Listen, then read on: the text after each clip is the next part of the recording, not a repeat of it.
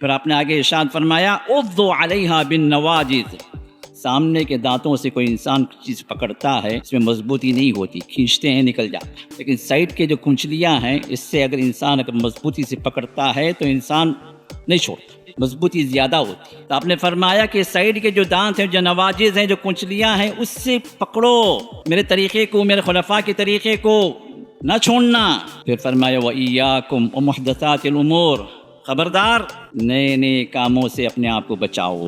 دین کے اندر نئے نئے کام، نئے نئے ایجادات، بدعت جب بھی ایجاد ہوتی ہے، بدعت جب بھی اس امت کے اندر آئی وہ نیکی کے روپ میں ہی آئی۔ بڑا اچھا کام ہے، ذکر کا حلقہ آئیے تشریف لائی، کبھی حلقہ ذکر ہے بھائی۔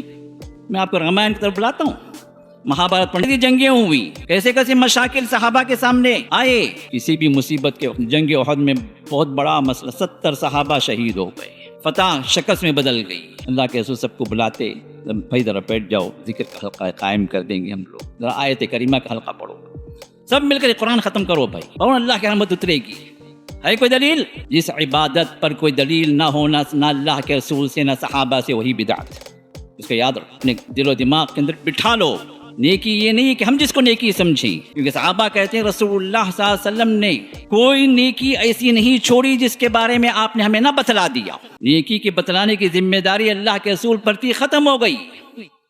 صحابہ نے اس کو دل و جان سے قبول کر لیا، عمل کر لیا۔ اب کوئی نیکی ایسی نہیں ہے کہ ہم اپنے تو ایجاد کریں کہ نہیں جی اللہ کے رسول کو نہیں پتا تھا۔ ارے بھائی وہ زمانہ تو بہت پرانا زمانہ تھا، وہاں نیکیاں اتنی کہاں تھی جو اس زمانے کے اندر ہم کو موقع ہے۔ تو یہ سمجھتا ہے نا، ادھر حقیقت یہ سمجھ رہا ہے کہ اسلام اللہ کے رسول کے دور میں، صحابہ کے دور میں نامکمل رہا، جو اب یہ صاحب تشریف لا کر مکمل کر۔ کتنا بڑا الزام ہے، کتنی بڑی تہمت ہے اللہ کے رسول پر۔ کبھی سوچا اس بدعتی نے؟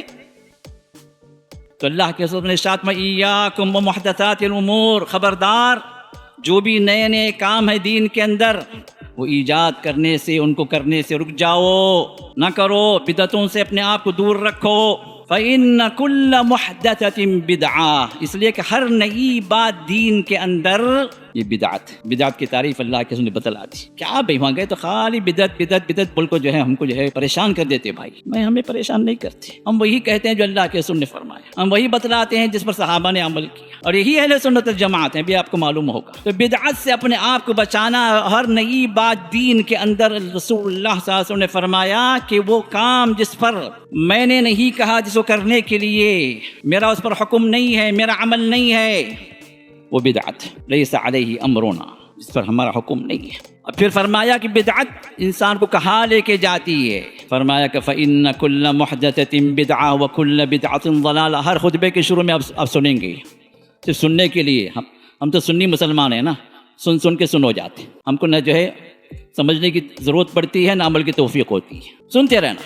ہر خطبے میں سن رہے ہیں آپ، آج بھی سنا آپ نے، فإن كل محدثة بدعة، ہر نئی بات بدعت دین کے اندر۔